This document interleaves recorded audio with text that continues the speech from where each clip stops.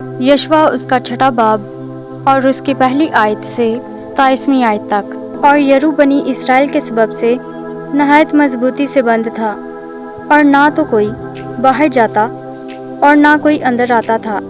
और खुदावंद ने यशवा से कहा कि देख, मैंने यरू को और उसके बादशाह और ज़बरदस्त सूरमाओं को तेरे हाथ में कर दिया है। सो तुम सब जंगी मर्द शहर को घेर लो और एक दफ़ा उसके चौगिर्द गश्त करो। 6 दिन तक तुम ऐसा ही करना। और 7 काहिन संदूक के आगे आगे मेंढों के सींगों के 7 नरसिंगे लिए हुए चलें। और 7वें दिन तुम शहर की चारों तरफ 7 बार घूमना और काहिन नरसिंगे फूंकें। और यूं होगा कि जब वो मेंढे के सींग को जोर से फूंकें और तुम नरसिंगे की आवाज़ सुनो तो सब लोग नहायत जोर से ललकारें।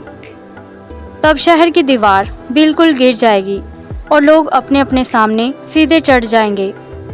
और नून के बेटे यशवा ने काहिनों को बुलाकर उनसे कहा कि अहद के संदूक को उठाओ।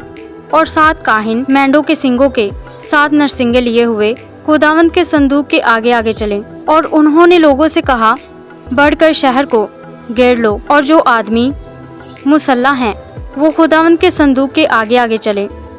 और जब यशवा लोगों से ये बातें कर चुका तो 7 काहिन मेंढों के सींगों के 7 नरसिंगे लिए हुए खुदावंद के आगे आगे चले। और वो नरसिंगे फूंकते गए और खुदावंद के अहद का संदूक उनके पीछे पीछे चला।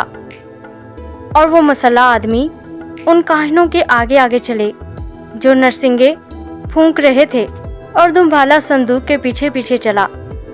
और काहिन चलते चलते नरसिंगे फूंकते जाते थे। और यशवा ने लोगों को ये हुक्म दिया कि ना तो तुम ललकारना और ना तुम्हारी आवाज़ सुनाई दे और ना तुम्हारे मुंह से कोई बात निकले। जब मैं तुमको ललकारने को कहूँ तब तुम ललकारना। सो उसने खुदावंद के संदूक को शहर के गिर्द एक बार फिरवाया। तब वो खैमागाह में आए और वहीं रात काटी। और यशवा सुबह सवेरे उठा और काहिनों ने खुदावंद का संदूक उठा लिया। और वो 7 काहिन मेंढों के सींगों के 7 नरसिंगे लिए हुए खुदावंद के संदूक के आगे आगे बराबर चलते और नरसिंगे फूंकते जाते थे। और वो मुसल्ला आदमी आगे आगे हो लिए और दम्बाला खुदावंद के संदूक के पीछे पीछे चला। और काहिन चलते चलते नरसिंगे फूंकते जाते थे। और दूसरे दिन भी वो एक बार शहर के गिर्द घूमकर खैमागाह में फिर आए। उन्होंने 6 दिन तक ऐसा ही किया। और 7वें दिन यूं हुआ कि वो सुबह को फूह फटने के वक्त उठे और उसी तरह शहर के गिर्द 7 बार फिरे। 7 बार शहर के गिर्द फक्त उसी दिन फिरे। और 7वीं बार ऐसा हुआ कि जब काहिनों ने नरसिंगे फूंके तो यशवा ने लोगों से कहा, ललकारो, क्योंकि खुदावंद ने ये शहर तुमको दे दिया है। और वो शहर और जो कुछ उसमें है सब खुदावंद की खातिर नेस्त होगा। फक्त राहब कसबी और जितने उसके साथ उसके घर में हूँ वो सब जीते बचेंगे, इसीलिए कि उसने उन कासिदों को जिनको हमने भेजा छुपा रखा था। और तुम बहरहाल अपने आप को महसूस की हुई चीज़ों से बचाए रखना। ऐसा ना हो कि उनको महसूस करने के बाद तुम किसी मखसूस की हुई चीज़ को लो और यूं इसराइल की खैमागाह को लानती कर डालो और उसे दुख दो। लेकिन सब चांदी और सोना और वो बर्तन जो पीतल और लोहे के हों खुदावंद के लिए मुकद्दस हैं, सो वो खुदावंद के खजाना में दाखिल किए जाएं। बस लोगों ने ललकारा और काहिनों ने नरसिंगे फूंके। और ऐसा हुआ कि जब लोगों ने नरसिंगे की आवाज़ सुनी तो उन्होंने बुलंद आवाज़ से ललकारा और दीवार बिल्कुल गिर पड़ी।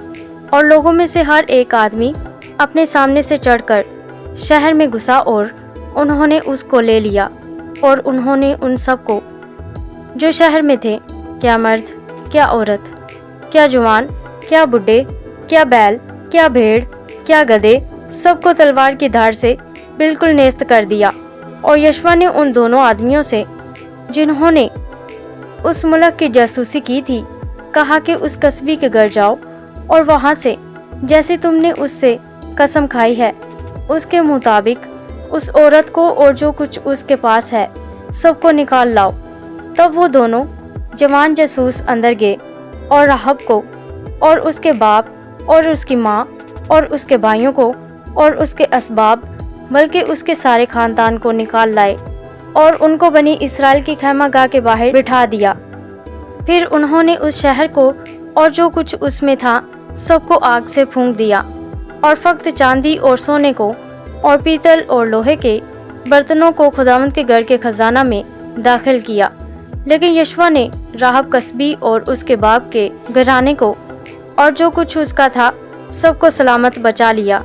उसकी बूदोबाश आज के दिन तक इसराइल में है, क्योंकि उसने उन कासदों को जिनको यशवा ने यरू में जासूसी के लिए भेजा था छुपा रखा था।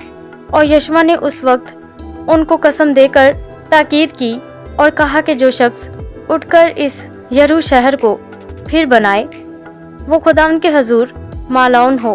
वो अपने पहलौठे को उसकी नींव डालते वक्त और अपने सबसे छोटे बेटे को उसके फाटक लगवाते वक्त खो बैठेगा। सो खुदावंद यशवा के साथ था और उस सारे मुल्क में उसकी शोहरत फैल गई। आमीन।